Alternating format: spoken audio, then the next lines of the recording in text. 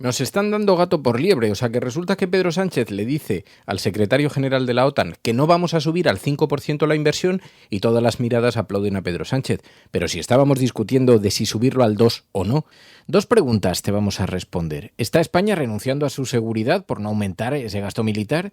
Te vamos a contar eso y también te vamos a responder si Sánchez es poco patriota o no, si lo son quienes cuestionan el gasto militar. Los oyentes de La Cafetera sostienen este programa. Hazte mecenas y únete ya a la resistencia cafetera. radiocable.com/mecenas. Aún recuerdo ese 31 de julio del 2018, cuando muy tristemente envié un mensaje de Twitter a Fernando diciendo que tenía que dejar de ser suscriptora, porque mis condiciones laborales habían cambiado y no podía hacer frente a la suscripción. Ahora, después de todos estos años, he podido volver a ser mecenas y esto, la verdad es que me hace muy feliz. Bueno, recuerdo con mucho cariño el mensaje directo que me envió Fernando. Y aquí estoy de vuelta. radiocable.com/mecenas. La Cafetera. Dirige Fernando Berlín. ¿Quieres un café? En el programa La Cafetera de Radio Cable la ha entrevistado Fernando Berlín en La Cafetera. Esta mañana en La Cafetera de Radio Cable. Porque con las cosas que había dicho, que yo le oí la grabación del programa de Fernando Berlín. I didn't see Spain's comments. I'll make sure the president sees them, and I can assure you he wants to see all European countries pay their fair share and meet that 5% threshold. It's only fair considering the American taxpayers have given a significant... Probablemente el señor Sánchez sea el único primer ministro que se sienta a la mesa de la OTAN sin tener presupuesto, sin tener pues autorización de crédito adecuado para cumplir los compromisos de la OTAN, ¿no? El señor Sánchez tiene 2 problemas. El primero, que no tiene presupuesto, y da igual comprometer el 2 que el 3 o el 4, simplemente no tiene presupuesto. Y el segundo problema es que se ha gastado buena parte del presupuesto de forma ilegal y de forma corrupta, y esos 2 problemas son infranqueables. Por tanto, me preocupa mucho la reputación del primer ministro español cuando el resto de primeros ministros vean qué es lo que está pasando en España y observen que el interlocutor de España es un presidente sin presupuestos, sin mayoría y acosado por la corrupción. En la carta del presidente Sánchez al jefe de la OTAN, a Mark Rutte, que ya había dejado claro que el dinero que se van a gastar en armas va a salir de las pensiones y de los hospitales, hoy por primera vez, lleva negándolo muchos meses y hoy por primera vez el presidente Sánchez reconoce que el aumento de gasto militar va a implicar recortes y por tanto nosotras estamos aquí para defender lo primero, que el rearme es un gran robo a la ciudadanía, el dinero de las armas tiene que estar metido en escuelas, en hospitales, en pensiones, en los servicios públicos, en el estado de bienestar. Lo primero que quiero decir es que creo que hay un gran estado de shock en el electorado progresista y también en los socios del gobierno por lo que ha ocurrido, porque evidentemente, esto lo vengo diciendo en las últimas horas, las democracias se sustentan en una cosa muy muy frágil, que es el hilo que une de confianza que une a los servidores públicos con la ciudadanía, y ese hilo en estos momentos pues está roto, hay una gran desconfianza con lo que está ocurriendo. Yo vengo de una organización pequeña, de una organización que es la que pone denuncias contra el Partido Popular. Yo soy de Izquierda Unida. Nosotros somos los que poníamos la querella Bárcenas y somos los que nos presentamos con el caso Taula. Ustedes son la organización política denunciada. No somos todos iguales. No lo somos. No somos todos iguales. Algunos venimos a hacer la política con decencia, señora Núñez, con mucha decencia. Y aunque vengamos de espacios pequeños, venimos de espacios dignos. Yo soy consciente de que lo que llevamos viendo en los últimos tiempos en nuestro país, viendo y viviendo, es profundamente frustrante, moralmente inaceptable y políticamente impresentable.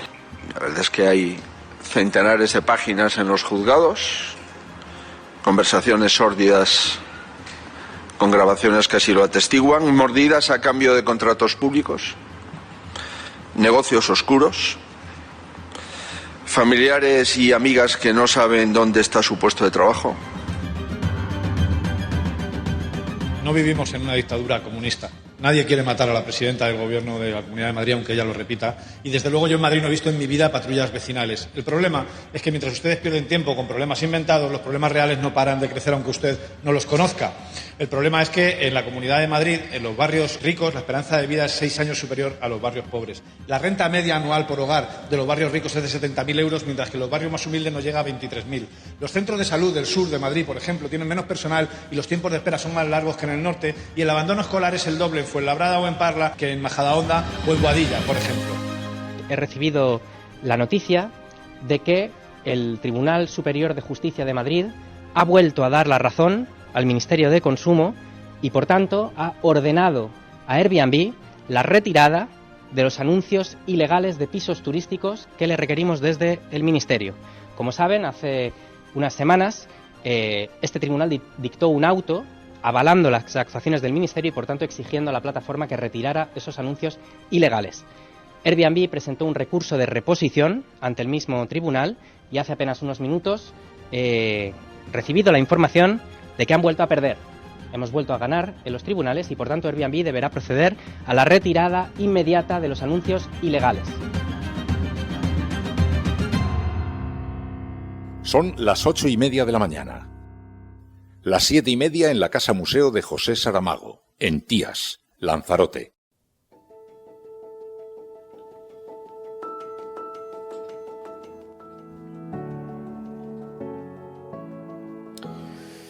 Ay, ya estamos a viernes, otra semana más consumida en máxima tensión.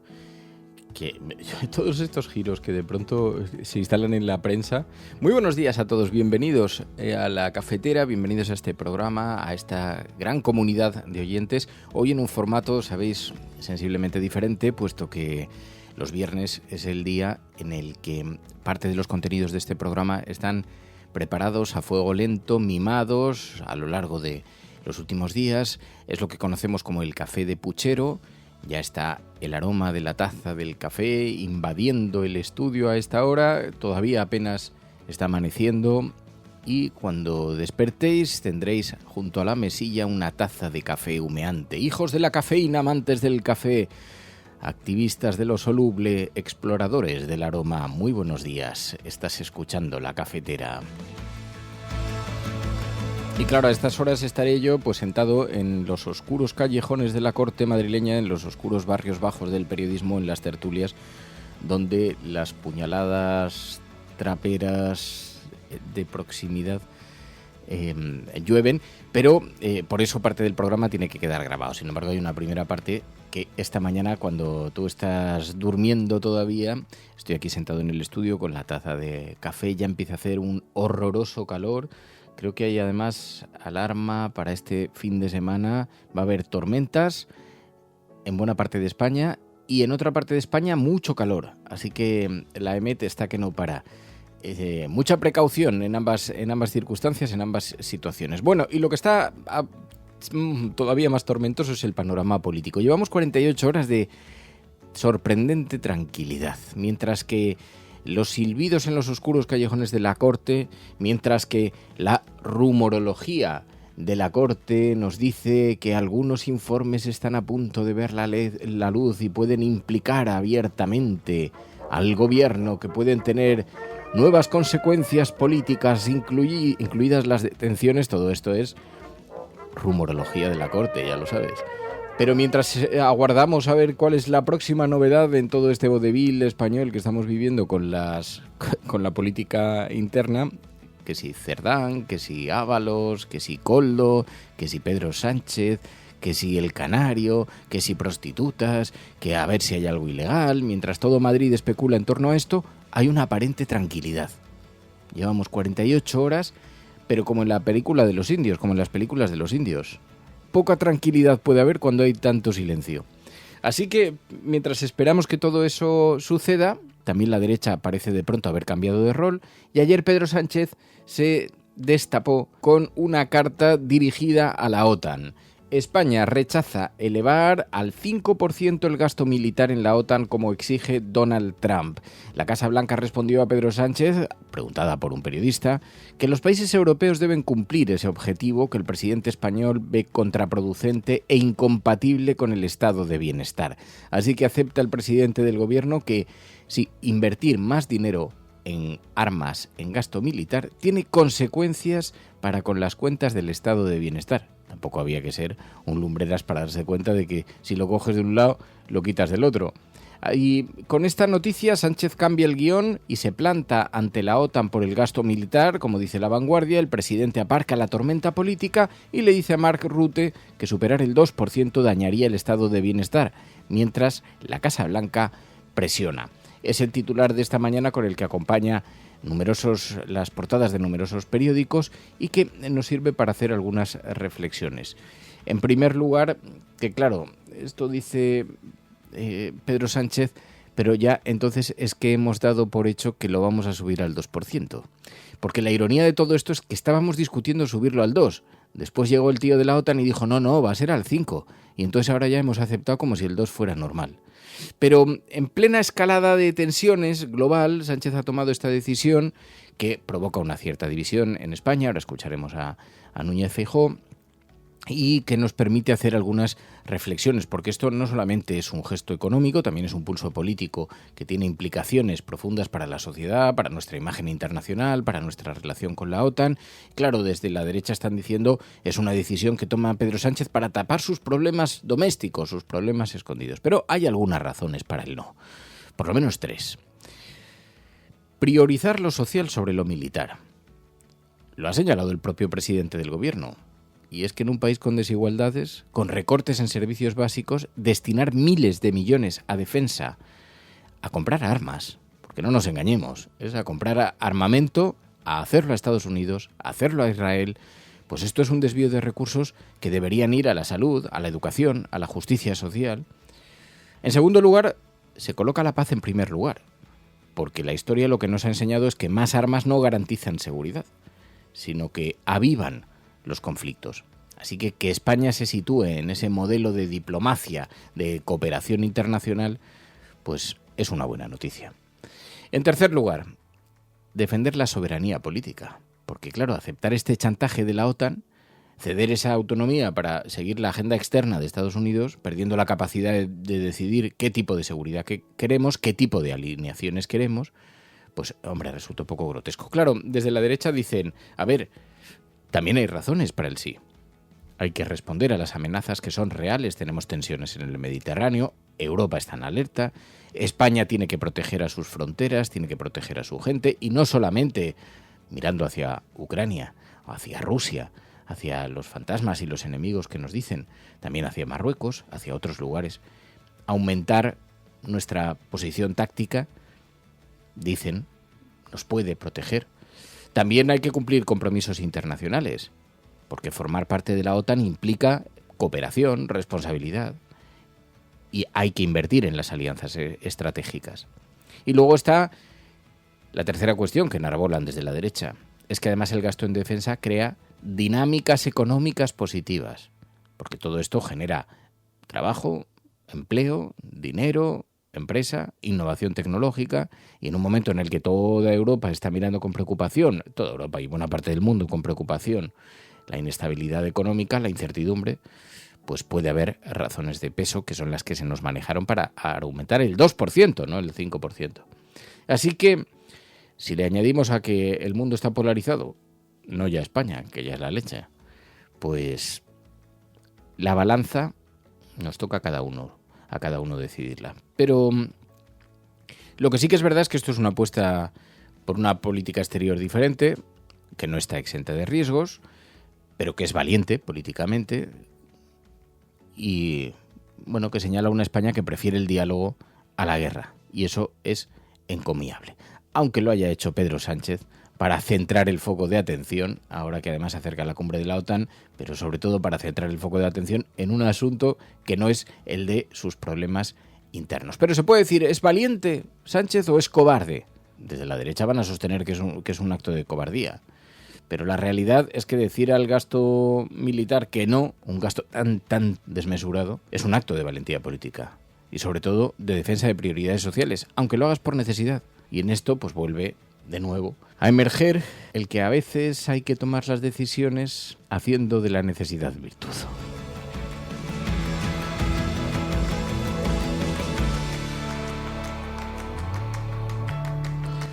Así que no queda más que aplaudir esta decisión. Estás escuchando La Cafetera y si lo estás haciendo no estás sola. Los oyentes de La Cafetera sostienen este programa. Hazte mecenas y únete ya a la resistencia cafetera. radiocable.com/mecenas. Bueno, pues ayer le preguntaron por esto, un periodista norteamericano le preguntó a la portavoz de la Casa Blanca, estaban en plena rueda de prensa y le preguntó, España acaba de anunciar que no va a subir al 5% los gastos. La portavoz de la Casa Blanca dijo no haber visto esa información, dijo que seguramente el presidente la vería y que en todo caso su posición era una posición general. Todos los países europeos tienen que aportar la cantidad que se les ha pedido porque el gasto que le supone a Estados Unidos es muy alto. Spain right now is threatening not to oblige the president's request for all NATO countries to spend at least 5% of their GDP. Does the president take issue with this with Spain right now? I didn't see Spain's comments. I'll make sure the president sees them, and I can assure you he wants to see all European countries pay their fair share and meet that 5% threshold. It's only fair considering the American taxpayers have given a significant chunk of money to the tune of billions of dollars to support our mutual interests and our assured defense. So I will let him speak to that, but he's made his priorities for our European allies quite clear, including Spain. A los aliados se les hace esa petición, incluido a España. Sánchez sitúa a España frente a la OTAN y exige ser excluido del gasto militar, dice el periódico El Mundo esta mañana. Comunica a Rutte que el 5% del PIB en defensa no es razonable, reclama que sea opcional y agita el antimilitarismo para unir a sus socios, y la Casa Blanca les recuerda que es prioritario. No es que se lo haya recordado la Casa Blanca, sino que ha dicho en términos generales, como habéis escuchado, que es prioritaria para la agenda del presidente que los aliados de la OTAN se comprometan a aumentar el gasto militar. Pero bueno, esta mañana, claro, lo que vemos es este asunto que centra en las informaciones y devuelve a una extraña normalidad del debate político interior, porque ahora estamos volviendo a hablar de esto cuando hace 2 días decían que la situación para el gobierno era insostenible. Bueno, parece que están todos como sonriendo, aunque sea a través de otros temas, y les brilla un colmillo porque creen que alguna información que en cualquier momento salpicará a Pedro Sánchez va a terminar con su gobierno. Pero en el mientras tanto, pues Feijóo decía Sánchez no tiene presupuesto para la OTAN y hacía un giro que me parece maravilloso. Escuchad. Probablemente el señor Sánchez sea el único primer ministro que se sienta a la mesa de la OTAN sin tener presupuesto, sin tener pues autorización de crédito adecuado para cumplir los compromisos de la OTAN, ¿no? El señor Sánchez tiene 2 problemas. El primero, que no tiene presupuesto, y da igual comprometer el 2 que el 3 o el 4, simplemente no tiene presupuesto. Y el segundo problema es que se ha gastado buena parte del presupuesto de forma ilegal y de forma corrupta. Y esos 2 problemas son infranqueables. Por tanto, me preocupa mucho la reputación del primer ministro español cuando el resto de primeros ministros vean qué es lo que está pasando en España y observen que el interlocutor de España es un presidente sin presupuestos, sin mayoría y acosado por la corrupción. Eso es el peor escenario con el que se puede acudir a una reunión de la OTAN. ¿Cómo ve la situación del gobierno, señor Feijóo? ¿Cree que va a caer el gobierno? No, el gobierno no ha mejorado nada desde ayer. No ha mejorado nada. Sin embargo, el tema parece pasar a un segundo plano en estas horas y nos regala, qué paradoja, qué ironía, la OTAN, unas horas de cierta tranquilidad. Pero bueno, decía, es que sarcasmo que Núñez Feijóo diga que es que le preocupa la imagen que vaya a tener la OTAN del primer ministro. Pues no será porque él esté contribuyendo mucho a otra imagen. Pero bueno, mientras tanto, también se pronunciaron otros partidos políticos, otras posiciones. Decía Irene Montero, Sánchez da por primera vez la razón a quienes decíamos que subir el gasto militar es recortar en lo social. En la carta del presidente Sánchez al jefe de la OTAN, a Mark Rutte, que ya había dejado claro que el dinero que se van a gastar en armas va a salir de las pensiones y de los hospitales, hoy por primera vez lleva negándolo muchos meses y hoy por primera vez el presidente Sánchez reconoce que el aumento de gasto militar va a implicar recortes y por tanto nosotras estamos aquí para defender lo primero, que el rearme es un gran robo a la ciudadanía, el dinero de las armas tiene que estar metido en escuelas, en hospitales, en pensiones, en los servicios públicos, en el estado de bienestar, que es el tesoro más preciado, el bien más preciado que nos han dejado nuestras madres, nuestras abuelas, nuestros abuelos con sus luchas y poniendo el cuerpo. Y lo segundo, que exigimos que no se haga ningún incremento, ni el 1, ni el 2, ni el 3, ni el 4, ni el 5, ningún incremento de gasto militar, porque como ya había reconocido el jefe de la OTAN y como hoy por primera vez reconoce el presidente Sánchez y lo ha dejado escrito en esa carta, el rearme y el aumento del gasto militar implica severos recortes en los servicios públicos y en el estado de bienestar. Bueno, pues en la reunión, la cumbre de la OTAN va a tener lugar la próxima semana, el 24 y 25 de junio. Esto es el martes y miércoles. De manera que podemos esperar, vaya usted a saber, pero podemos esperar una cierta tranquilidad hasta que esto suceda, aunque algunos sectores desestabilizadores de la actualidad española piensan que Sánchez tiene que caer precisamente en esos días porque así la OTAN no va a consentir que un presidente salpicado por cuestiones de financiación o por cuestiones relativas a la corrupción pueda seguir al frente de España.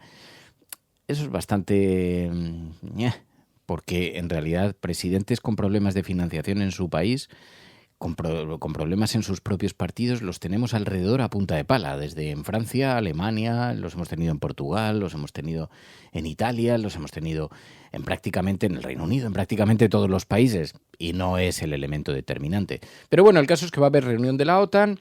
Por cierto, escuchábamos a Irene Montero, pero ¿qué van a hacer los países, los líderes? ¿Van a bajar la cabeza ante el gasto que está demandando, que está exigiendo la OTAN?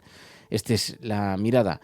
Bueno, es el epicentro esta mañana de las noticias, lo que ha dado paso a que se deje de hablar de los asuntos relacionados con la corrupción. Llevamos una semana absolutamente vertiginosa. Aquí se consumen las semanas. Acordaos que comenzábamos escuchando a Cerdán diciendo que era inocente, que nada podía demostrar lo que se estaba señalando. Os contaré todo, pero dejadme ahora trabajar por luchar por mi inocencia, porque soy inocente. ¿Irá mañana a lo del acta? Sí. Devolvió finalmente su acta y, bueno, mantenía esa inocencia mientras provocaba un auténtico terremoto en la vida política, la vida para el Partido Socialista, que se pregunta cuál es el siguiente capítulo. En la derecha y la extrema derecha hay mucho rumor sobre lo que va a salir adelante y eso tiene al Partido Socialista en estado de shock, con mucha preocupación. Habrá detenciones, todo el mundo mira hacia el ministro canario, que ya había sido señalado por el propio Aldama. ¿Caerá? ¿Será detenido? ¿Puede aguantar un presidente de gobierno con un ministro detenido? Bueno, que le pregunten a Aznar cuál es el protocolo que hay que aplicar. Pero mientras tanto, todo ese debate continúa aquí en España de forma un poco más tamizada por esta contraprogramación, por este anuncio de Pedro Sánchez, que es verdad que ha conseguido un gran impacto. Y ayer vimos cómo defendían los aliados del gobierno lo difícil que está siendo esto para la confianza de los progresistas. A ver cómo se puede restablecer, decía Urtasun. Yo lo primero que quiero decir es que creo que hay un gran estado de shock en el electorado progresista y también en los socios del gobierno por lo que ha ocurrido, porque evidentemente, esto lo vengo diciendo en las últimas horas, las democracias se sustentan en una cosa muy, muy frágil, que es el hilo que une de confianza que une a los servidores públicos con la ciudadanía, y ese hilo en estos momentos pues está roto, hay una gran desconfianza con lo que está ocurriendo. Bueno, ayer ocurrieron algunas cosas. Ábalos rompió su silencio, habló con la cadena SER y allí dijo haber sido la víctima de la corrupción. He sido utilizado, soy un gilipollas, decía Ábalos, que sostiene que fue Cerdán junto a Koldo quien le involucraron en todo esto, quien le captaron para llevar a Madrid las prácticas que ponían en marcha en Navarra. Sabéis que Koldo era el hombre de Cerdán que colocó junto a Ábalos en Madrid. Bueno, sea verdad o no, el caso es que esta parece ser la nueva línea el nuevo intento para el muro de contención que pretenden encontrar, de la misma manera que estamos viendo algunas informaciones que permiten un cierto respiro frente al PP para el Partido Socialista. Por ejemplo, que en algunas grabaciones parece que hay presuntas implicaciones de Tellado en el caso Koldo, según el Plural.com. El portavoz popular habría ofrecido beneficios judiciales y laborales a Koldo a cambio de que grabase conversaciones comprometidas al PSOE, dice el Plural.com. En esta información dice que las ramificaciones de esta trama se siguen expandiendo y que el portavoz parlamentario de los de Alberto Núñez Feijóo, Miguel Tellado, figuraría en conversaciones telefónicas entre el año 2020 y 2025 en las que habría ofrecido a Koldo García presuntos beneficios judiciales y laborales a cambio de información política sobre el PSOE. Cita a Diario Red, a un artículo de Patricia López, y ahora esto ha servido para que el Partido Socialista se agarre a eso diciendo, cuidado, a ver si el ventilador va a afectar a mucha más gente. Pero mientras tanto, Núñez Feijóo, el bombero pirómano, dice que es consciente del estado de ánimo de los españoles y de la angustia, eso sí. No culpa a la propia actividad, a la hipérbole, a la exageración, a la polarización que ha metido, a la crispación que mete constantemente el Partido Popular. No culpa a su propio partido, sino que dice que es culpa del gobierno. Yo soy consciente de que lo que llevamos viendo en los últimos tiempos en nuestro país, viendo y viviendo, es profundamente frustrante, moralmente inaceptable y políticamente impresentable. Pero si habéis movilizado a la gente para que pusiera banderas de España en los balcones, ¿cómo vais a hablar vosotros del clima que se ha generado, del clima que se ha creado? Fijaos en el clima, así como eligiendo al azar. Isabel Díaz Ayuso ayer. Igual hay que dar más ayudas LGTBI porque tenéis todos los de izquierdas una política hot. Un contrato que a lo mejor hay que aumentar, porque vista cómo está la política de hot, especialmente entre la izquierda, el tema de preservativos, el tema de temas sexuales, pues a lo mejor hay que reforzar. Pero nosotros aplicamos políticas para prevenir el VIH en grupos con alta prevalencia. Nunca es mala ocasión para meter el dedo en el ojo, debe pensar Isabel Díaz Ayuso. Bueno, el lío también monumental. Mientras Ayuso lanza estas provocaciones, que por cierto, ayer hizo un retrato Emilio Delgado en la Asamblea de Madrid, precisamente en ese debate con Isabel Díaz Ayuso, que lo quiero recuperar porque creo que Madrid se ha convertido en el laboratorio de prueba de lo que el Partido Popular, junto a las políticas de Vox, quieren hacer en el resto de España. Y tiene consecuencias. Fijaos en los datos que dio ayer a conocer Emilio Delgado. Hay 6 años de diferencia en la esperanza de vida si vives en un barrio rico de Madrid frente a si vives en un barrio periférico. No vivimos en una dictadura comunista. Nadie quiere matar a la presidenta del Gobierno de la Comunidad de Madrid, aunque ella lo repita. Y desde luego yo en Madrid no he visto en mi vida patrullas vecinales. El problema es que mientras ustedes pierden tiempo con problemas inventados, los problemas reales no paran de crecer aunque usted no los conozca. El problema es que en la Comunidad de Madrid, en los barrios ricos, la esperanza de vida es 6 años superior a los barrios pobres. La renta media anual por hogar de los barrios ricos es de 70.000 euros, mientras que en los barrios más humildes no llega a 23.000. Los centros de salud del sur de Madrid, por ejemplo, tienen menos personal y los tiempos de espera son más largos que en el norte, y el abandono escolar es el doble en Fuenlabrada o en Parla que en Majadahonda o en Boadilla, por ejemplo. Esto es así, por eso trajimos desde Más Madrid un plan para el reequilibrio territorial de la Comunidad de Madrid y ustedes lo tumbaron y después no hicieron nada. Esto ha sucedido en muchas ocasiones porque esto no es una realidad casual, es el resultado de una política que consolida la desigualdad en lugar de corregirla. Les trajimos también propuestas en materia de vivienda, en materia de empleo, en materia de universidades, un plan industrial para revitalizar la industria de Madrid y les traeremos en breve un plan de empleo juvenil y harán lo mismo, votarán en contra y después no harán absolutamente nada. Nos vendrán aquí y nos dirán que les gusta la fruta. Señorías, deberían aprender. Bueno, pues debate en el Parlamento que, como digo, son de cuestiones que parecen accesorias, pero son capitales. Se hablaba de la vivienda, de los problemas de la vivienda y el Partido Popular prefiere mirar para otro lado. Me hace mucha gracia porque hoy en la portada del periódico El Mundo hay una noticia que dice: descarté enfermería en Madrid y Barcelona al no poder pagar el alquiler. Los estudiantes ante el drama de la vivienda. Que todos aquellos que están criticando las medidas contra el control de la vivienda turística, que están criticando las medidas para intentar frenar la especulación en el mercado de la vivienda, ahora, claro, ven que hay una parte de la población que está padeciendo todo esto y que podrían ser lectores de estos periódicos. Así que se pueden permitir en un editorial hacer una cosa y 2 páginas después decir la contraria. Pero mientras tanto denunciar lo que está sufriendo. Ayer ocurrió una cosa también. Ayer vimos cómo desde Consumo, Pablo Bustinduy presumía de una pequeña batalla ganada frente a Airbnb. Dice que van a tener que retirar los anuncios, a pesar de que Airbnb lo recurrió a la justicia. Han conseguido que tengan que retirar los anuncios de esas páginas porque la mayor parte de los anuncios infringen la normativa. La mayor parte de los alquileres de esas viviendas turísticas. He recibido la noticia de que el Tribunal Superior de Justicia de Madrid ha vuelto a dar la razón al Ministerio de Consumo y, por tanto, ha ordenado a Airbnb la retirada de los anuncios ilegales de pisos turísticos que le requerimos desde el Ministerio. Como saben, hace unas semanas este tribunal dictó un auto avalando las actuaciones del Ministerio y, por tanto, exigiendo a la plataforma que retirara esos anuncios ilegales.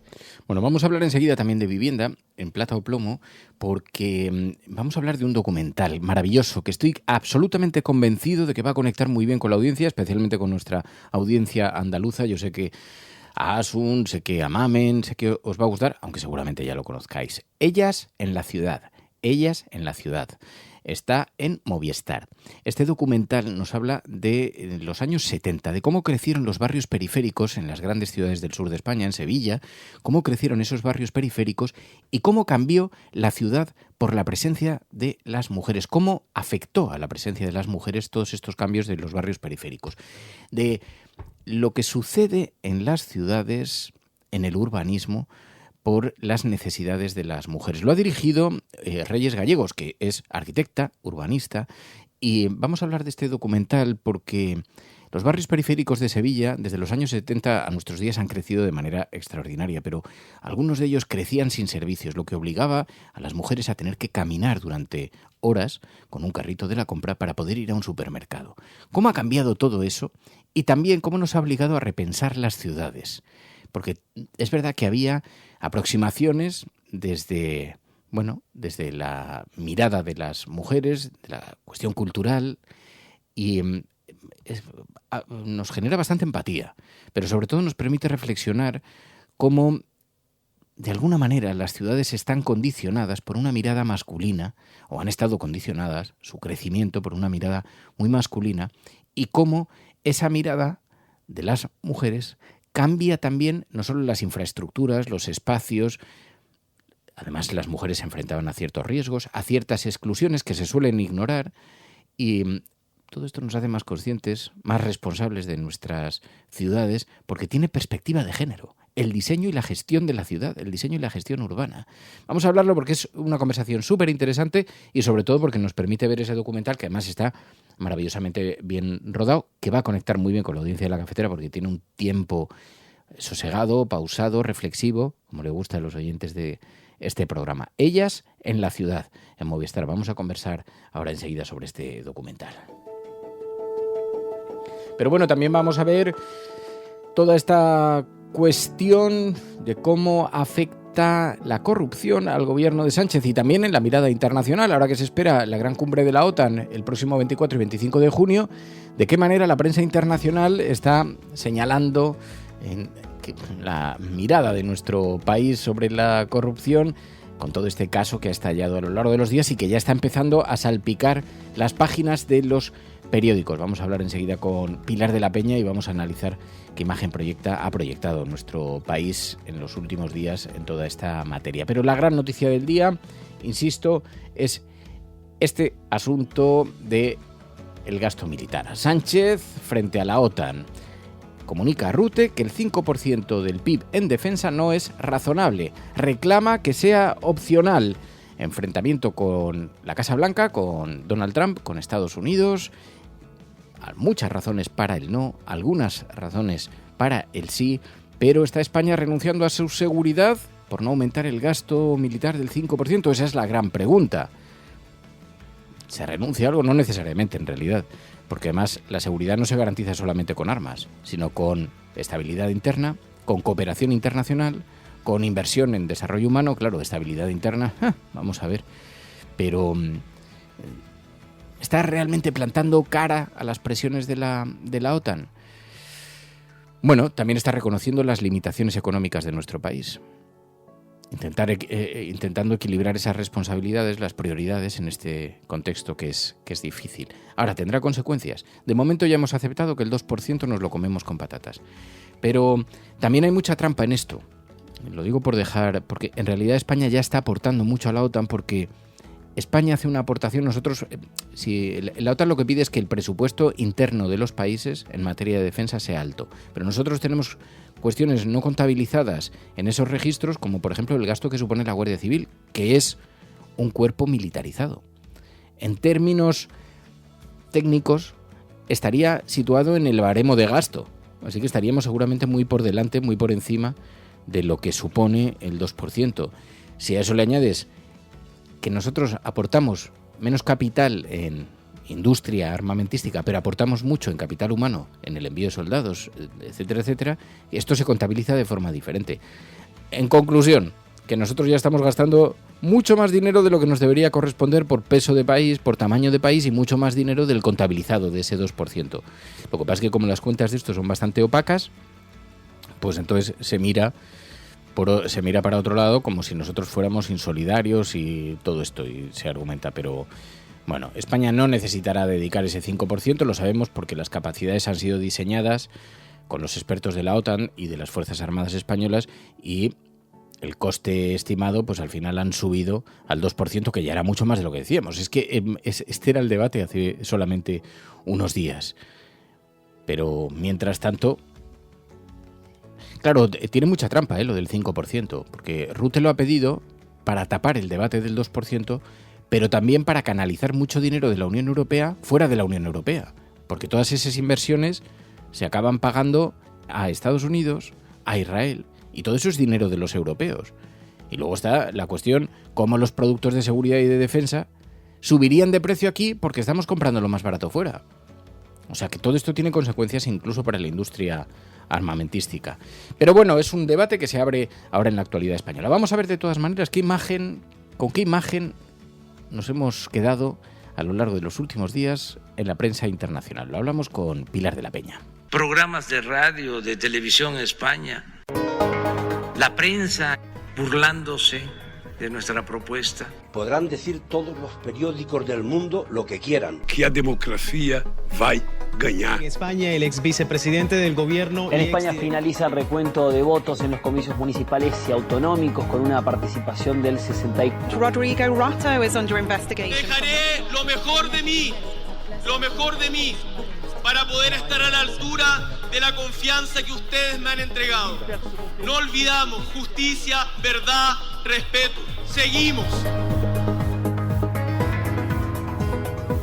Bueno, pues analizamos, ya lo sabéis, la prensa internacional, la manera en la que se refiere a España, la manera en la que retrata la actualidad de nuestro país, cómo proyecta la imagen de España en el exterior, y lo hacemos de la mano de Pilar de la Peña. Pilar de la Peña, buenos días. Hola, buenos días. Claro, la semana ha sido una semana de infarto que tiene al Partido Socialista en una situación de máxima tensión, casi diría de caos técnico, de bloqueo total, ante la preocupación de que aparezcan nuevas revelaciones sobre el caso Ábalos. Decíamos la semana pasada que estaba teniendo una repercusión relativa porque los hechos se habían precipitado en muy pocas horas, pero claro, sospecho que esto ya está cambiando y que ahora sí va atrayendo más la atención de los medios de comunicación internacionales, ¿no? Sí, la verdad es que una vez que compareció Pedro Sánchez, que no se limitaba simplemente al informe de la UCO, sino que hubo una reacción por parte del presidente del gobierno, que se le vio además particularmente afectado, señalado en una situación un poco crítica. Ya buena parte de la prensa internacional, porque esto afecta a la estabilidad del gobierno, se ha hecho eco, han empezado a dar los detalles, y realmente a lo largo de toda esta semana, tanto, ya te digo, algunos detalles del informe como algunas de las grabaciones, la reacción de Pedro Sánchez pidiendo perdón, incluso las medidas que ha ido adoptando o anunciando, las medidas internas de respuesta al PSOE a las dudas y a los escándalos, las críticas de la oposición, lógicamente también han tenido mucho eco. Y también la sesión parlamentaria en el Congreso, en el que hubo enfrentamientos y hubo algunos medios señalaban que había sido bastante caótica por el y tú más que se había instalado. Así que toda esta semana han seguido con bastante detalle todo lo que ha sucedido en España en torno a estas denuncias de corrupción que afectan de forma cada vez más clara y de forma cada vez más grave. El Mont, por ejemplo, decía el núcleo duro que llevó a Sánchez al poder, ¿no? Y recordaba que tanto Santos Cerdán como José Luis Ábalos, los dos, destacados dirigentes socialistas que han quedado más tocados y más involucrados por el informe de la OCU y por las grabaciones y por todo lo que se ha ido conociendo, pues eran muy cercanos a Pedro Sánchez. Otros medios internacionales como Libération, por ejemplo, también otro diario francés, señalaba que realmente esta crisis, para alguien que había resistido todas las tormentas como Pedro Sánchez como hasta ahora, pues está siendo realmente un caso complicado, ¿no? Incluso colocaban al gobierno al borde del precipicio. Esa es un poquito la sensación que dan muchos medios internacionales, ¿no? Que esta es, Süddeutsche Zeitung, el diario alemán, por ejemplo, esta es la mayor crisis que el gobierno había afrontado hasta ahora. Y, por ejemplo, explicaba que en la comparecencia de hace unos días pocas veces se había visto a Pedro Sánchez tan abatido, ¿no? Incluso destacaba que pidió perdón, pero señalaba que todo lo que se ha ido conociendo y en concreto pues la cercanía con Santos Cerdán y con José Luis Ábalos estaba siendo puro veneno y estaba alimentando las dudas en torno al gobierno, incluso entre los socios de izquierda del gobierno. Destacaba y también recogía un poquito todas las acusaciones del Partido Popular y se señalaba. Bloomberg, por ejemplo, ponía de relieve que las explicaciones que había dado Pedro Sánchez y que, por ejemplo, había hablado de cómo no había indicios en las auditorías internas de las cuentas que habían ordenado, no se habían visto indicios de financiación ilegal del partido, ¿no? Intentando circunscribir las acusaciones y las posibles irregularidades precisamente en estos exdirigentes del Partido Socialista. De político también hablaba un poquito de la presión interna que estaba teniendo Sánchez para anticipar las elecciones, ¿no? Aparte de las críticas que había desde el Partido Popular que le pedían dimitir, desde el Partido Popular y desde Vox, desde en general los partidos de la oposición que le exigían o le pedían dimitir, señalaba que también había presiones internas dentro del propio Partido Socialista, sobre todo de dirigentes autonómicos o municipales que temían que la crisis y la comprometida situación política en la que estaba ahora mismo Pedro Sánchez pudiera tener luego impacto electoral en sus perspectivas de cara a las municipales y a las autonómicas de 2027 y también ha habido, lógicamente, otro, porque quizá de todos estos diarios y todos estos informes y reportajes que se han hecho sobre Pedro Sánchez, uno de los que más ha llamado la atención era un editorial en este caso, pero fue el de diario británico The Times, ¿no? Porque además se titulaba Don Teflón. Y desde el editorial pues se mostraba muy duro con respecto a la figura de Pedro Sánchez, ¿no? Incluso decía algo así como que la fiesta había terminado para él, que era curioso porque decía, es tiempo de que gobierne o diga adiós. Pero se repasaba un poquito cómo, a pesar de que el presidente español había sido apoyado don Teflón por la capacidad para mantener su reputación impermeable a los escándalos y a las denuncias, señalaba que en este caso concreto había quedado en una situación complicada y que involucra además a su círculo más íntimo. Sí, había un par de frases bastante duras en el editorial de The Times, como que los españoles se merecían algo mejor. Que a pesar de que Sánchez había luego reaccionado, primero pidiendo perdón, pero posteriormente señalando y acusando a la oposición conservadora de estar detrás de un poquito de estas filtraciones y de estos escándalos de corrupción, decía que con esto Pedro Sánchez intentaba, por un lado, desviar la atención de sus propios tropiezos y por otro, presentar la alternativa del Partido Popular con Vox, con la extrema derecha, pues como el enemigo y como algo así como el hombre del saco, pero consideraba que todo esto no era el camino para gobernar, para tener un gobierno con principios, y en este sentido el editorial era bastante duro. Claro, la cuestión además es que todo esto tiene consecuencias sobre la mirada que tiene la ciudadanía sobre la política, la desafección y también cómo esto está impulsando a la extrema derecha. Decía de político que son una bendición para la extrema derecha de Vox, ¿no? Todas estas polémicas.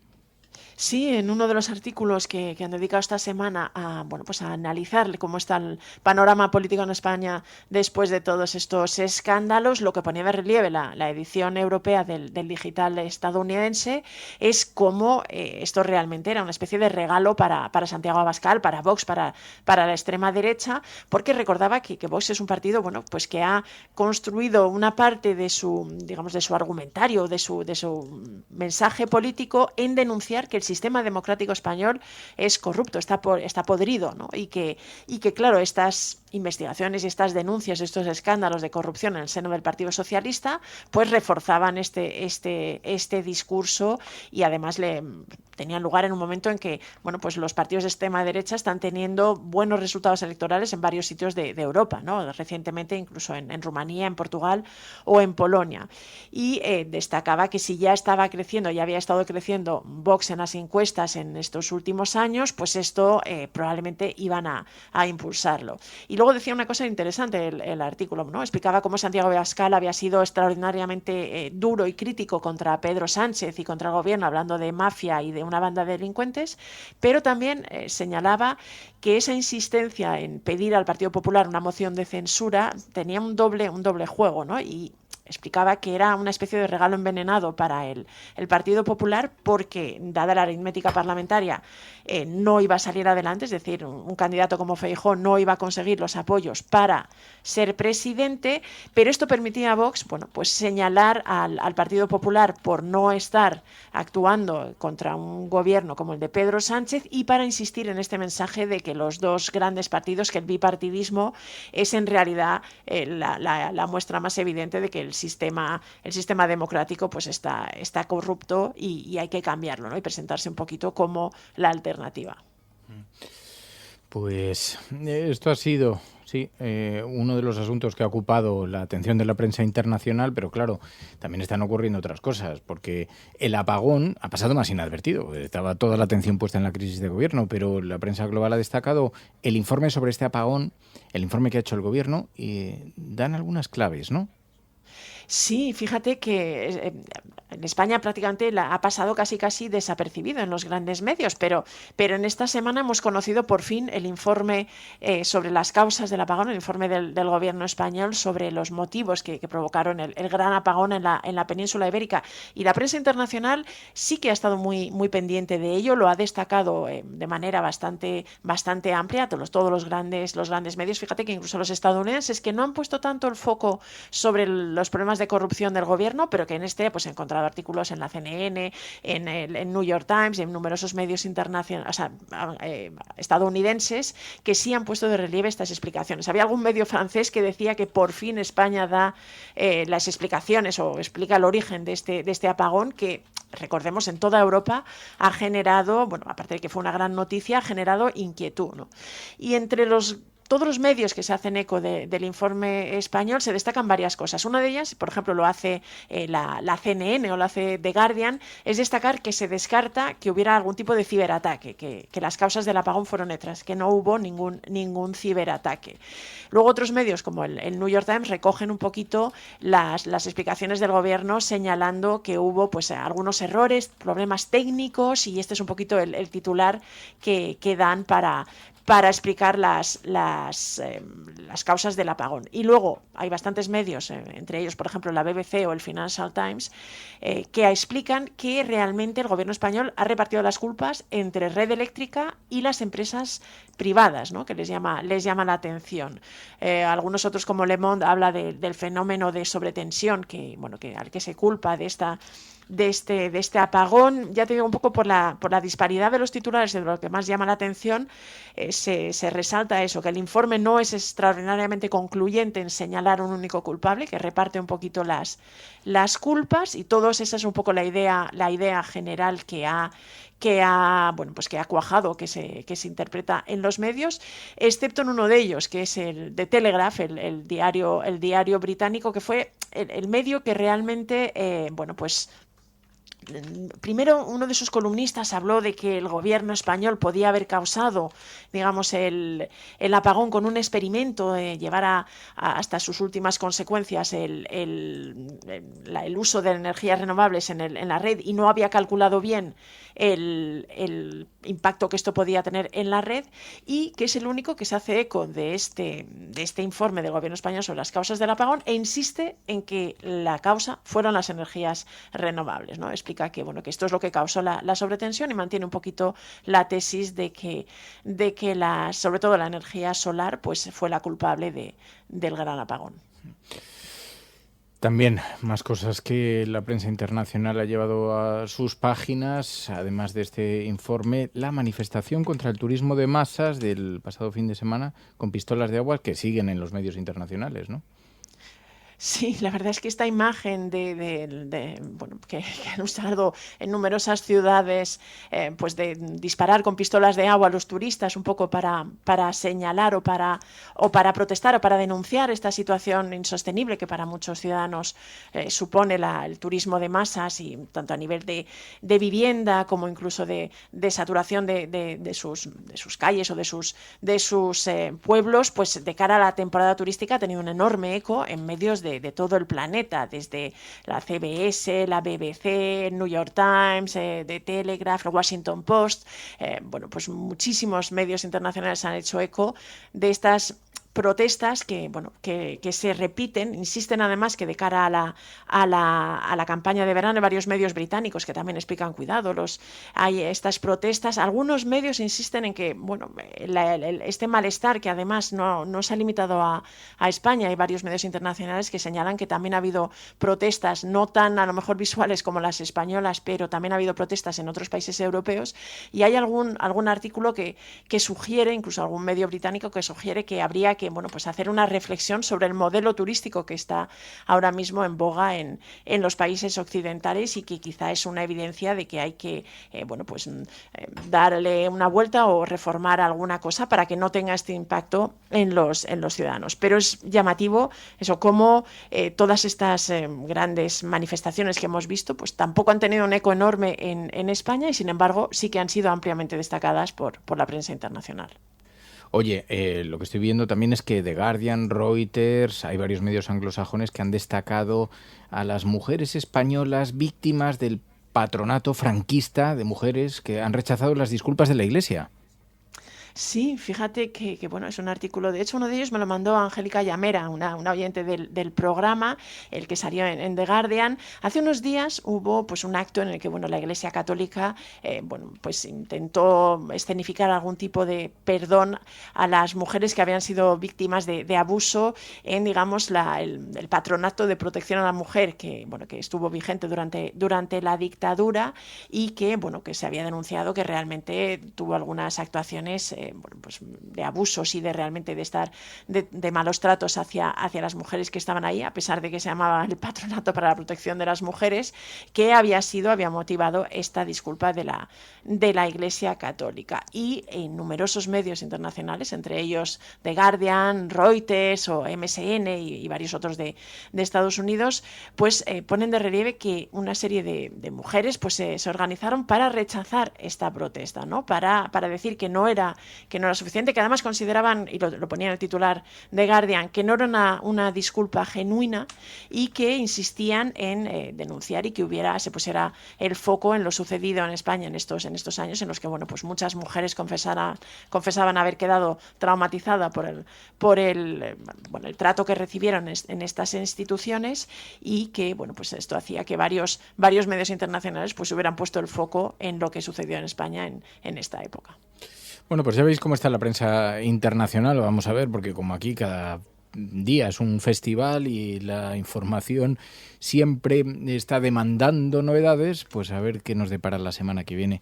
Pilar de la Peña, Pai, gracias, muchísimas gracias, como siempre. Gracias a la Resistencia siempre. Un abrazo.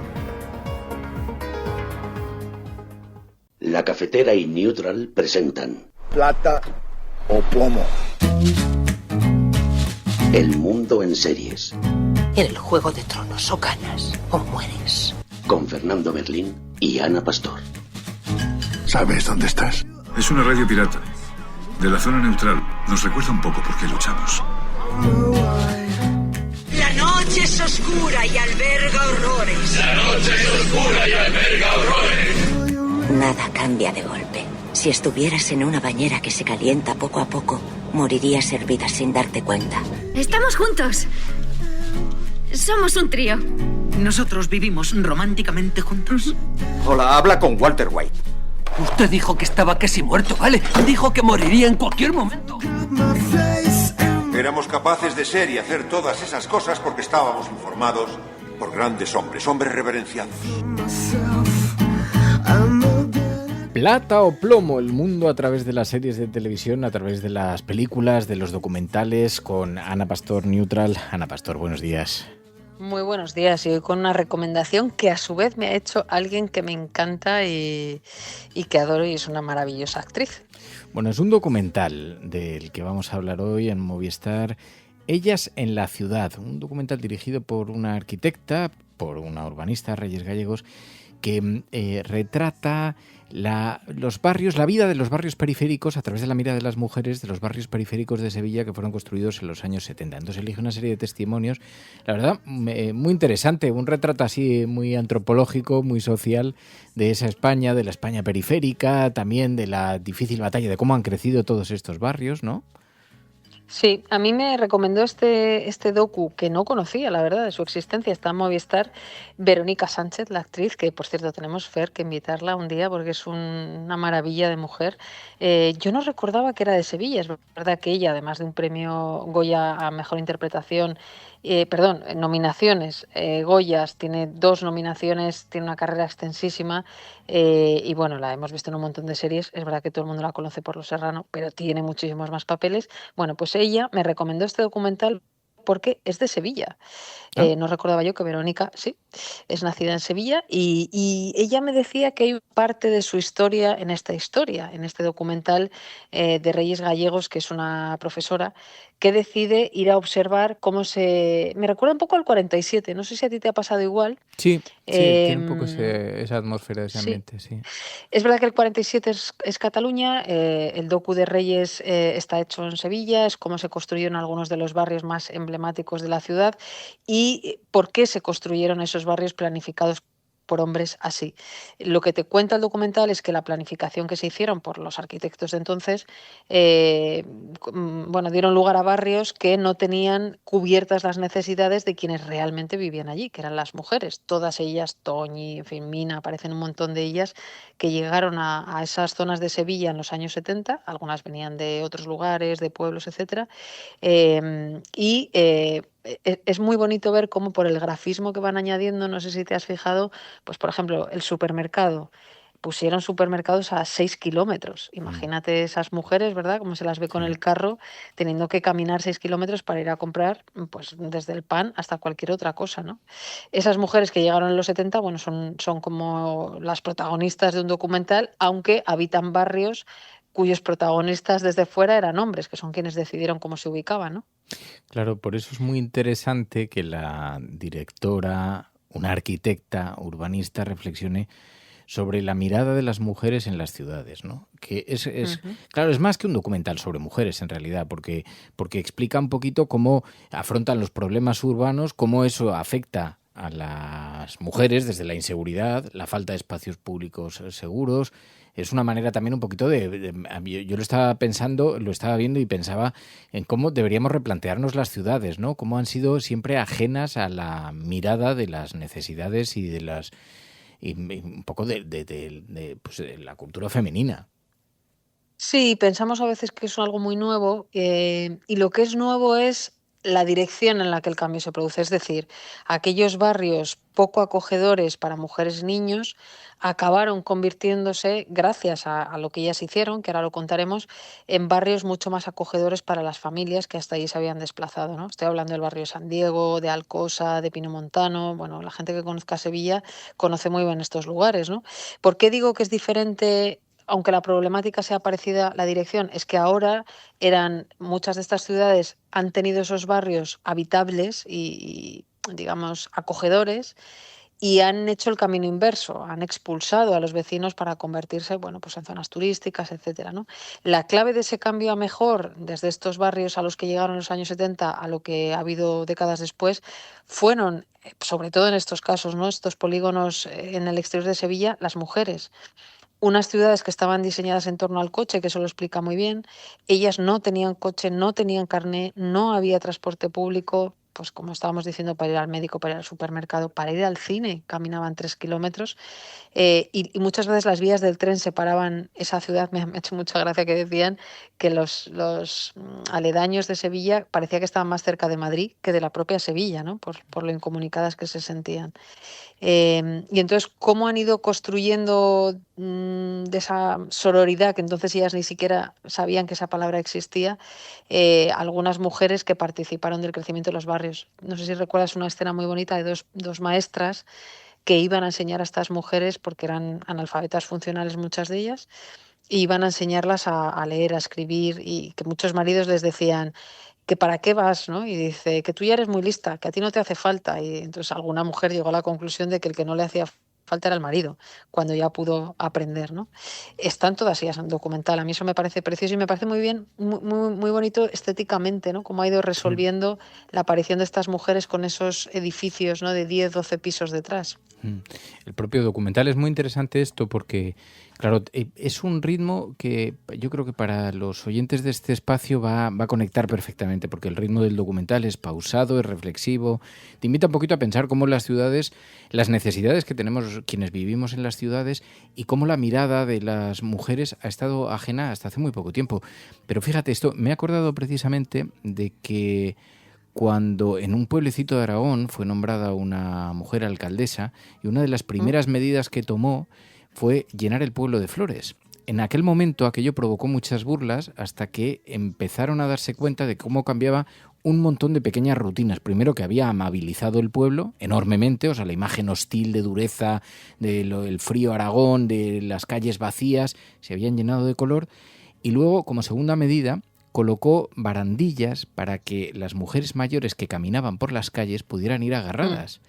Y fíjate que son dos cuestiones aparentemente pues que no están en la agenda, digamos, como de prioridades, y sin embargo, cómo cambian las rutinas en un pueblo. Y estaba viendo este documental y decía, es verdad que la gestión urbana, como las cuestiones de género, además que mejoran la calidad de vida de toda la población, no solamente de las mujeres, o sea, transforman completamente, pero también para los hombres, ¿no? Y además hace una cosa muy buena que yo creo que es fácil, no sé si a ti te ha pasado reconectar, bueno, tú conoces bien la España vaciada, reconectar con algunas cosas que suceden muy en el sur, pero no solo. Pues, por ejemplo, estar a la fresca, ¿no? Esas escenas tan bonitas que retrata el documental de las vecinas por la tarde sentadas con las sillas fuera, ¿no?, en esos barrios de Sevilla. Cuando se juntaban, qué tipo de conversaciones. Me gusta mucho cómo juega la directora con una banda sonora excelente. Yo soy muy fan de este tipo de música, de ese rock como andaluz, Elena Córdoba, Carmen Sía, Carolina Treboada. Y además los sonidos ambientes, es decir, tú las estás viendo esperar el autobús o cruzar con el carrito y estás oyendo las conversaciones de ¿qué tal? ¿Has podido dormir? Es que tengo las piernas muy hinchadas, ¿no? Entonces, a mí me ayuda a reconectar mucho, yo no soy del sur, pero mi madre es de La Mancha, con esa generación de mujeres de tobillos hinchados por el calor, por estar muchas horas de pie, por encargarse de todo. Y creo que aunque es un documental muy sevillano y muy andaluz, tiene esa transversalidad de historias muy reales, ¿no?, de mujeres muy de nuestro país y probablemente de muchos otros. Sí, pero es muy emotivo. Lo del sonido, fíjate, me ha llamado mucho la atención también.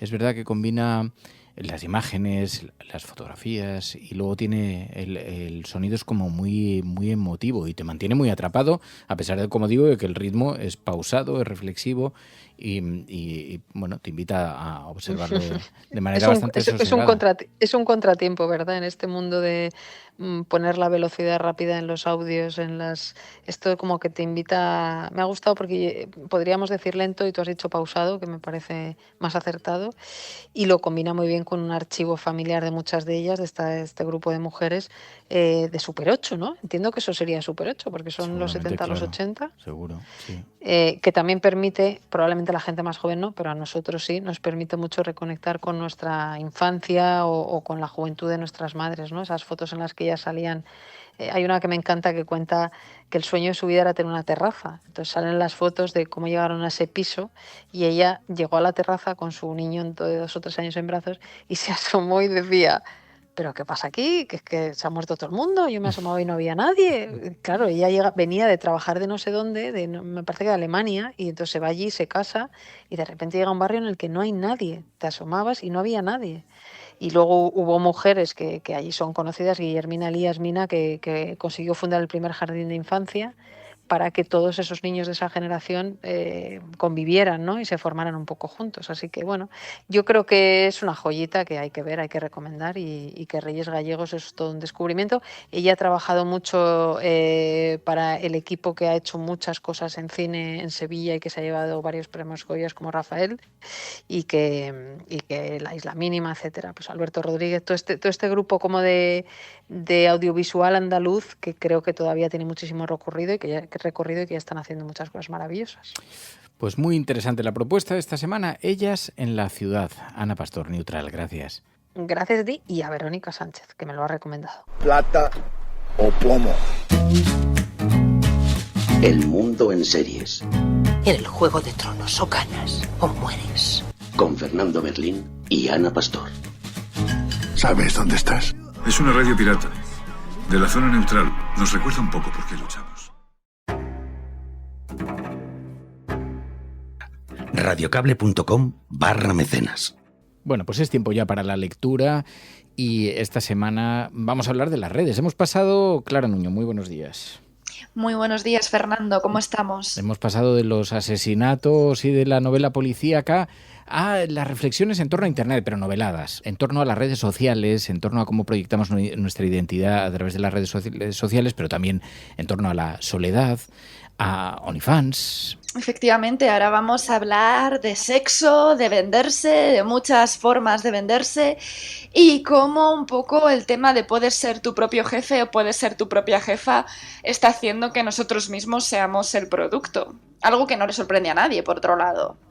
Así que vamos a conversar de una novela de Aarón Sáez, la novela Solo para fans. Sí, de hecho es una novela muy interesante en la que explora la idea de una chica joven que malvive en un piso de alquiler en Madrid, que es carísimo, y decide abrirse un OnlyFans para sacarse unas perrillas. Y es muy interesante porque Aarón Sáez reflexiona un poco sobre cómo siempre las mujeres, cuando las pasan mal, acaban cayendo hacia el mismo lado, a pesar de todos los avances tecnológicos que tengamos. Además, otra cosa muy interesante sobre nuestro autor es que también es músico, es compositor, es el letrista de Barry Brava y alterna un poco la escritura musical con la escritura literaria en una novela que no te va a dejar indiferente. Pues conversamos con su autor, conversamos con Aarón Sáez. Los oyentes de La Cafetera sostienen este programa. Hazte mecenas y únete ya a la resistencia cafetera. Radiocable.com/mecenas. Solo para fans. Aarón Sáez, muy buenos días. Muy buenas, ¿qué tal? Bueno, muchísimas gracias en primer lugar por atendernos, Aarón. Oye, haznos una aproximación al libro, haznos una sinopsis. Bueno, si tuviera que contar un poquito cómo es la historia de una chica que por circunstancias decide acceder a una de estas páginas de contenido para adultos por suscripción, en este caso OnlyFans y similares, y que lo que cuenta es un poco esa circunstancia que nos hemos dado en la sociedad para que existan este tipo de páginas y cómo pues, las circunstancias llevan a tomar esas decisiones a la protagonista. Claro, lo que nos parecía muy interesante, nos decía Clara, nos va a permitir reflexionar un poco sobre cómo ha cambiado la marca personal, el consumo del cuerpo, cómo las redes nos han metido en este universo, más allá de la historia, que es muy recomendable para que la lean los oyentes del programa, pero supongo que esto te ha obligado también a meterte en ese universo, a reflexionar sobre esto, a comprender un poquito estas dinámicas, ¿no?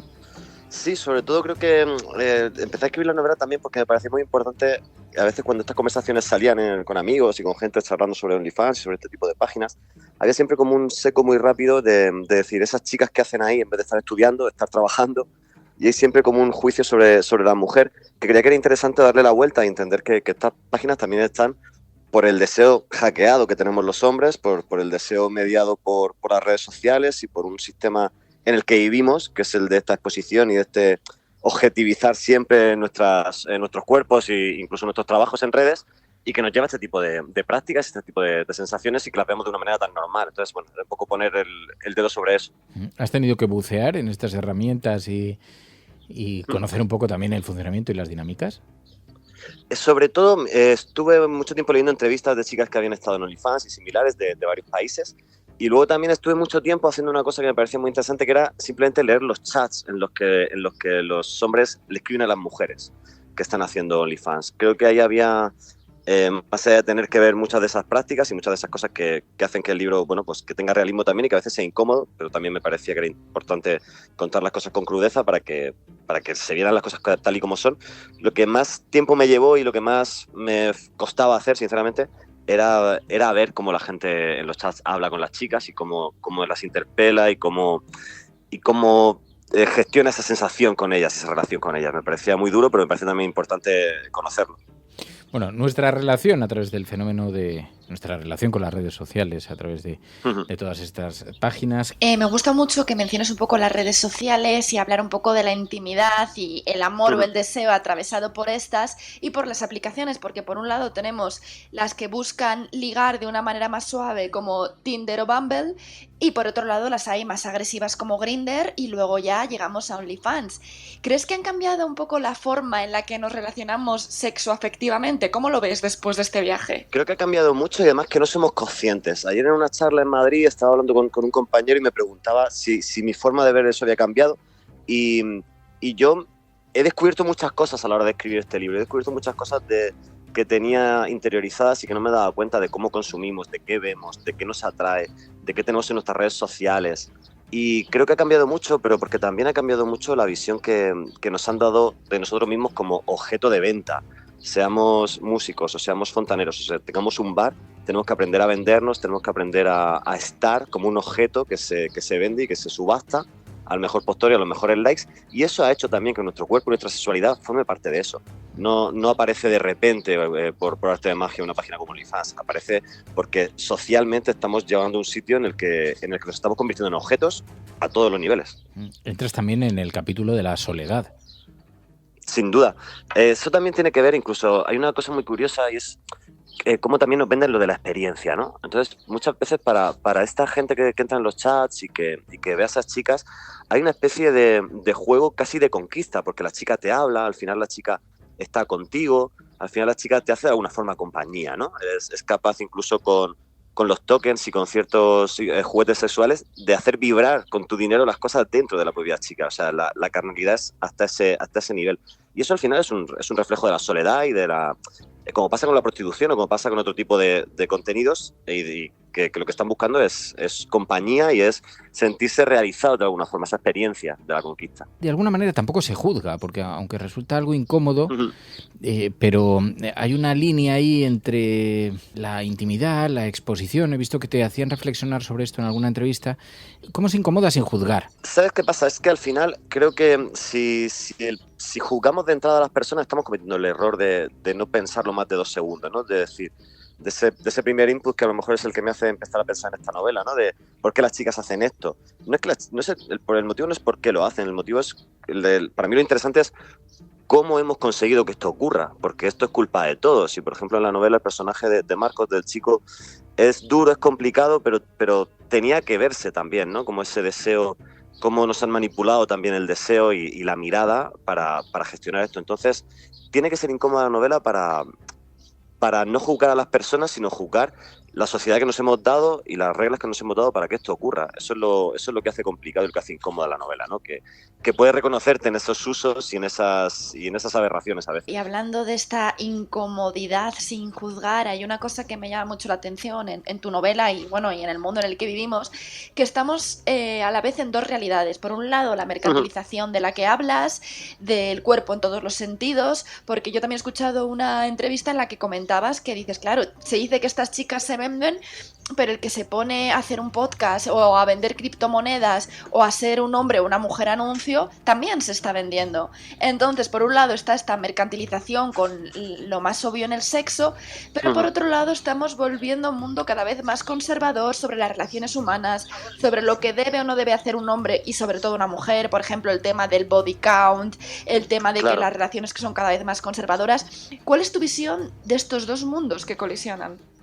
Pues fíjate, ¿sabes qué pasa? Tengo la sensación de que son el mismo mundo, es decir, de que son las dos caras de la misma moneda. Por un lado, estamos prohibiendo decir palabrotas en Instagram y hay que poner un 4 en vez de una A para decir ciertas palabras.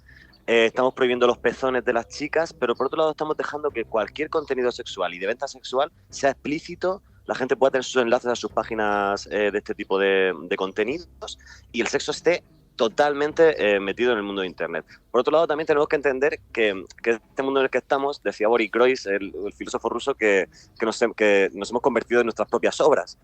Y esas obras se venden en Internet y se venden de manera digital. Y donde estamos viviendo es ahí.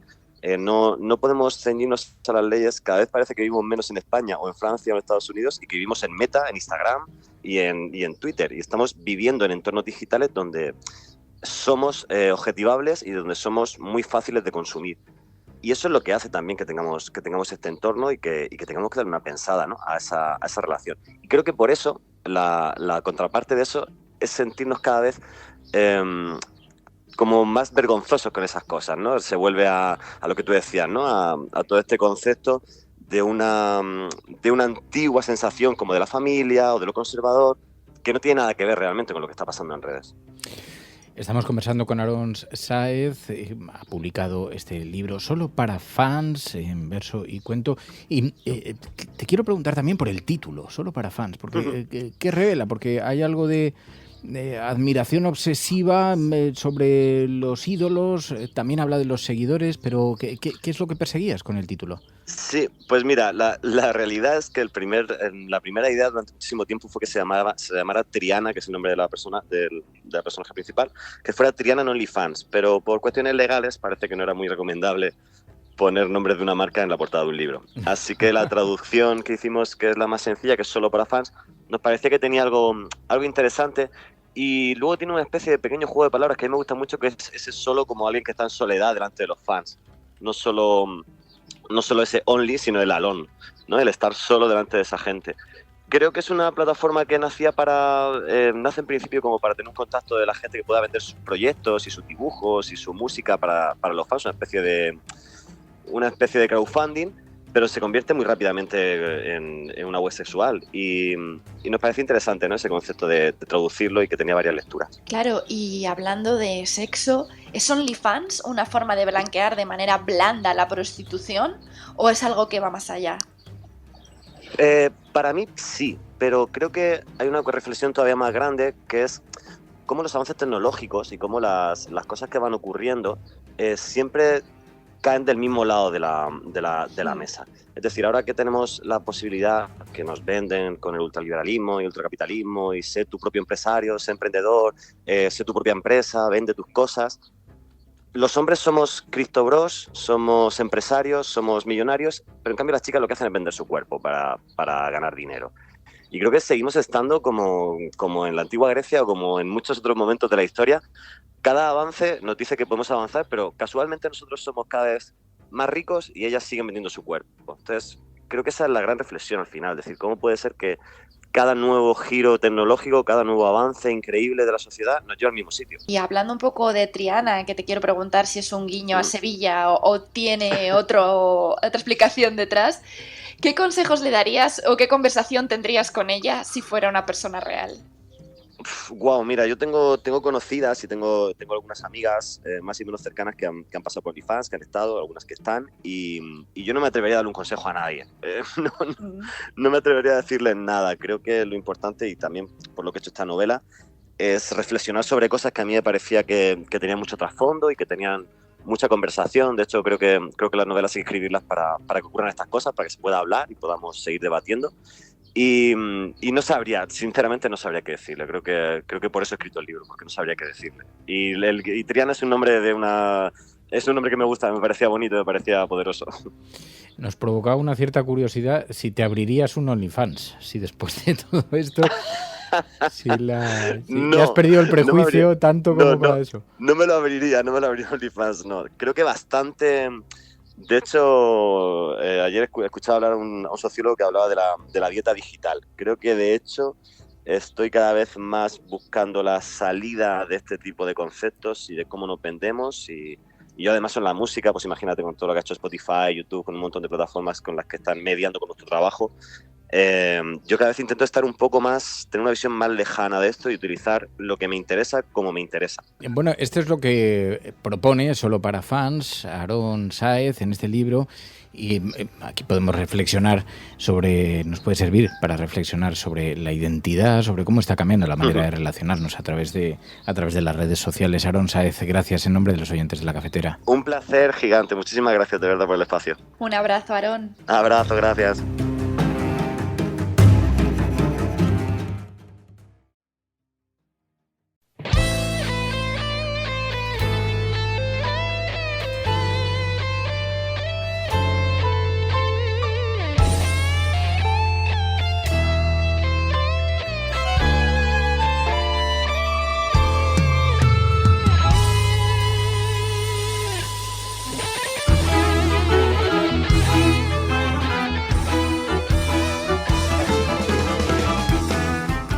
Pues tiempo para hablar de los videojuegos, pero siempre con una mirada diferente aquí en la cafetera, con una aproximación, ahora veréis, muy interesante. ¿Qué podríamos aprender sobre nosotros mismos, sobre los caminos que hemos tomado en la vida o aquellos que hemos ido descartando gracias a un videojuego? ¿Qué podríamos aprender en The Alters, un juego de supervivencia, de gestión, muy narrativo, que está siendo muy elogiado, sobre los diferentes caminos que seguimos en la vida? Zares, Patricia, muy buenos días. Buenos días Fer, buenos días cafeteros. Bueno, creo que te está encantando este videojuego, ¿no? Buah, sí, no me esperaba esto. Cuando lo vi hace tiempo dije, buah, ciencia ficción. Y esta gente que hizo ya juegos tipo de gestión, dije, bueno, esta gente sabe lo que es hacer un juego de gestión y es ciencia ficción, seguro que me gusta. Me he encontrado un juego con el que no me esperaba encontrarme, porque de repente me he encontrado con una idea que no solo me engancha, sino que me invita a... O sea, estoy enganchada, no, estoy... a tope. Yo quiero llevar adelante la misión y quiero que sobreviva mi gente, ¿vale? Estoy a tope con todos ellos. Vale, quiero conocerles, quiero ayudarles, o sea, es... ¡buah! Es una cosa un poco cyberpunk o interestelar, ¿no? La atmósfera es así un poco futurista, distópica. Sí. Sí, es futurista, es un poco rarita, es esta mezcla de fantasía. No es fantasía, es ciencia ficción, pero tiene un toque raro, como por ejemplo el toque raro que puede tener alguien que tiene cosas raritas, o Interstellar, que tiene cosas raritas. Es ciencia ficción, pero que tiene algo extraño, ¿vale? Ya hemos hablado de juegos que tienen este toque, por ejemplo Death Stranding, que tiene ese toque que es ciencia ficción. Ahí, en este caso, es posapocalíptico en vez de espacial, que es este caso. El juego de The Alters es ciencia ficción espacial, pero tiene un punto raro, ¿vale? Es que es súper atmosférico, es muy, muy atmosférico. Vale, te voy a preguntar algunas cosas del juego porque tenemos que intentar hacer esa reflexión. ¿Qué nos puede regalar? La sinopsis creo que encarnas a Jan Dolsky, un minero espacial que se estrella en un planeta hostil y tiene que crear copias alternativas de sí mismo, los alters. Tiene que utilizar un recurso y una computadora cuántica y tal. Pero la cuestión es que a partir de ahí podemos reflexionar sobre la identidad, sobre la ética, sobre las relaciones interpersonales, el trabajo, el poder corporativo, las múltiples versiones de uno mismo. Entonces hablamos como de diferentes planos de la realidad. O sea, tienes que crear un montón de alter egos, ¿no? Sí, la única opción que le dejan a Jan, que el pobre se ha quedado solo en una misión, en medio de ninguna parte, ¿vale?, es duplicarse a sí mismo. Pero duplicarse a sí mismo, obviamente, no se sirve duplicar a sí mismo con sus propios recuerdos, sino con la computadora cuántica que tiene, es capaz de recrear como una inteligencia artificial. ¿Qué otros caminos podría haber tomado en decisiones claves de su vida?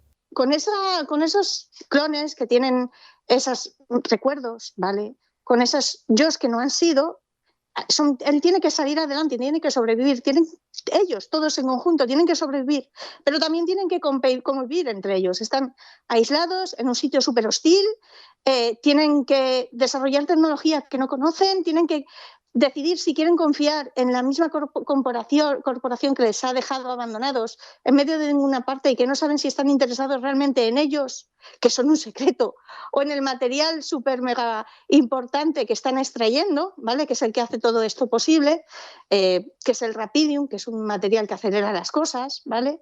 Tienen que crecer entre ellos, tienen que crecer como personas, tienen que ayudarse, tienen que convivir y tienen que crecer entre personas. Jan, que es el que no es el líder, pero es como, a fin de cuentas, es la persona original de todos estos Jans, ¿vale? El Jan Dolsky, que es el que inicia la historia. Él va aprendiendo de cada una de estas versiones, de cada uno de sus yo que no ha sido, va aprendiendo lecciones de vida que no aprendió en su momento. Por ejemplo, hubo un Jan que en vez de huir de su casa, que era una casa con problemas domésticos, decidió al cabo del tiempo quedarse y enfrentarse a su padre, ¿vale? Con lo cual, este Jan tiene una postura más asertiva ante la vida, pero como ha tenido una serie de vivencias, pues es más desconfiado. Entonces, nuestro Jan ayuda a este otro Jan a confiar en los demás, pero nuestro Jan a su vez aprende a ser más asertivo ante las cosas, ¿vale? Hay otro Jan que aprendió no muy lejos en cuanto a decisiones vitales, no muy lejos del Jan que nosotros manejamos, que aprendió a sacrificar cosas por los demás, ¿vale? Este Jan le enseña a nuestro Jan a confiar en los demás y al mismo tiempo nuestro Jan le enseña a desprenderse de las cosas. O sea que retratas como diferentes perfiles de sí mismo, o sea, retrata diferentes perfiles de sí mismo, pero creados en esos alter egos. Algunos alter egos trabajan para ti, ¿no? Que ahí se plantea un dilema ético. ¿Estaría bien la cuestión ética crear seres conscientes solo para que trabajen para ti, por ejemplo, ¿no? Claro. De hecho, hay una decisión muy importante. La historia se desarrolla en 3 actos con un prólogo, ¿vale? Hay una decisión muy importante que tiene que ver con eso. Porque también, obviamente, es un tema moral. Son versiones de uno mismo, pero legalmente no son clones tampoco. No son ¿qué haces?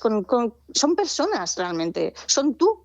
Entonces, ¿hasta qué punto tú tienes derecho a decidir sobre ellos, lo que pueden hacer y no hacer?